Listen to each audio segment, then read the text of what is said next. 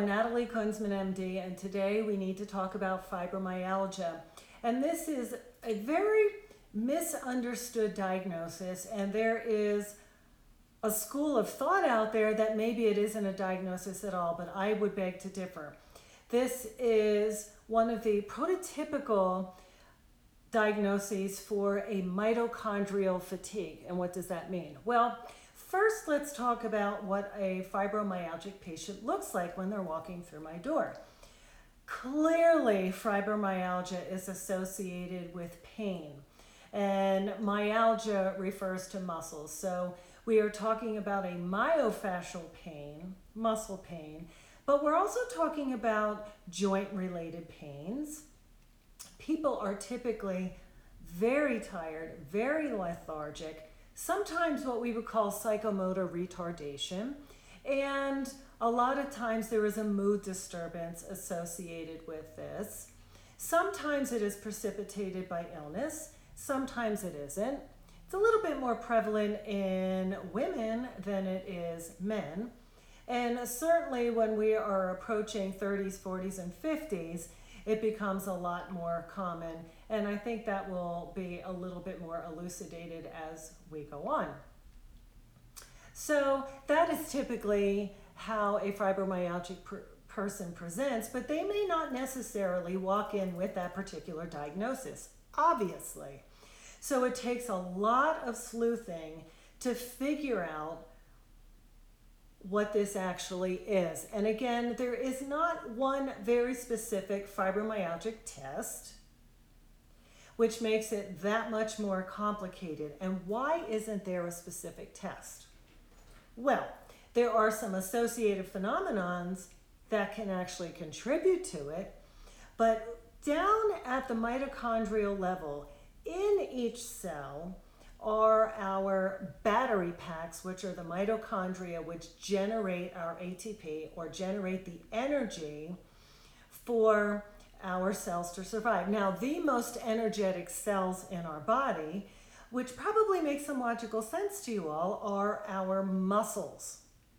So let's say that muscle is not able to get enough of its cellular energy potential manufactured. Well, what will happen to that muscle is it will contract, or it will stay in a contracted state. And a contracted state will pull the surrounding muscle fibers with it, but also the tendinous and the fascia with it, creating an inflammatory, painful condition. Now, it will stand to reason that fibromyalgia a lot of times will get worse with activity because you are using up some of that last residual cellular energy that that muscle cell can potentiate. So a lot of the contributing factors will go after some of the treatment arms of fibromyalgia. Okay, so we have some associated chronic fatigue. And with that goes a lot of poor sleeping and a very disrupted sleep architecture. So some of the treatment arm may be at repairing some of the sleep. Some of the hormonal changes that will come with age are also contributing to this puzzle piece. So in some regards, some women respond very nicely to some bioidentical hormone treatment so that they can optimize their hormone base. Now, in this whole complex neuroendocrine system that we have, the adrenal glands will come into play because that is what is secreting a lot of our cortisol in our fighting and our flight responses, as well as the chronic stress and the chronic cortisol that will get manufactured from the chronic pain syndrome. So the mood associated disorders that go with it may actually be to the point where they in and of themselves will need a treatment arm. And of course, this may come in the form of pharmaceuticals, nutraceuticals, botanicals, energetic work, and repair of some of those other neuroendocrine systems that we are following. But the hallmark or the absolute mandatory approach to feeding that mitochondria is actually mitochondrial food. So I will describe that a lot to my patients about how do we actually feed those battery packs that are within the cells. Well, we need to supply it with some of the enzymes, cofactors, nutritional base, and the minerals and the cofactors needed to generate that. So that will probably come in the form of B complex, and methylated B vitamins will be optimal. B12, CoQ10, magnesium, which we have always described as the spark plug to that cell.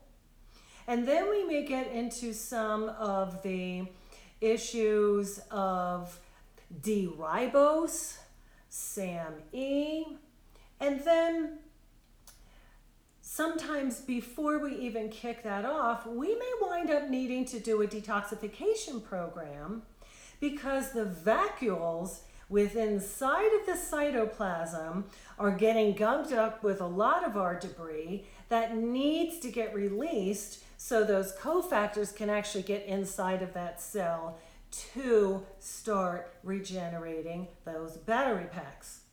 So then, of course, some of those treatment phases will be things to optimize our phase 1 and our phase 2 liver detoxification program. Now, if you are junking up your vacuoles and your cytoplasm with refined sugars, food dyes, processed crap that is in our American diet, this is going to go against any improvements toward the fibromyalgic picture. So we are looking at whole foods, high vegetation, a lot of fiber, improvements of our gut bacteria and those ratios to optimize the digestive process to prevent the leaky gut from releasing some of the toxic debris into the bloodstream, getting into our cells. And some people may find that a paleo diet works for them, a ketogenic diet, a diet that is crafted around their food intolerances and whole foods based and real nutrition are the foundational pieces to going after fibromyalgia. There are some very good experts in this field with some very comprehensive programs and books and online resources and YouTube channels, so I would encourage you to consider that.